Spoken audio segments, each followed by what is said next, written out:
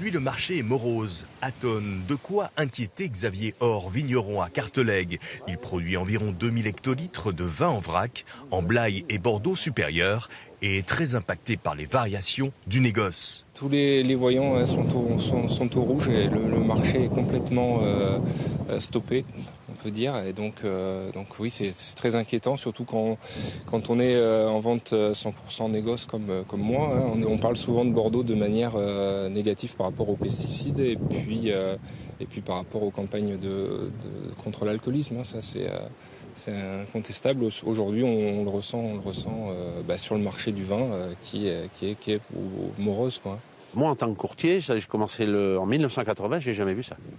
Moi, j'ai jamais connu cette situation-là. Ou dire à des gens qu'on n'est pas capable de leur vendre le vin. Voilà. Pour l'instant, on n'est pas capable de vendre du Bordeaux rouge à des gens. C'est pas un problème de prix. Il n'y a pas d'acheteur.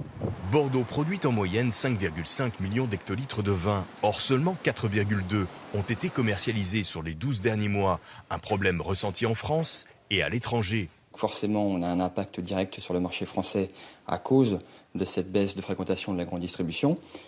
Sur les marchés export, on est très présent en Chine, même nous, Appellation Blaye Côte de Bordeaux, c'est notre deuxième marché après la Belgique à l'export. Et sur ce marché chinois, on sait qu'il y a des complications.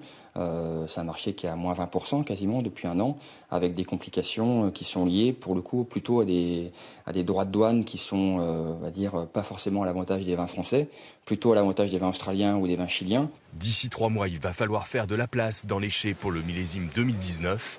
Les cours pourraient tomber à 1 000 € le tonneau, voire moins si ça ne s'arrange pas.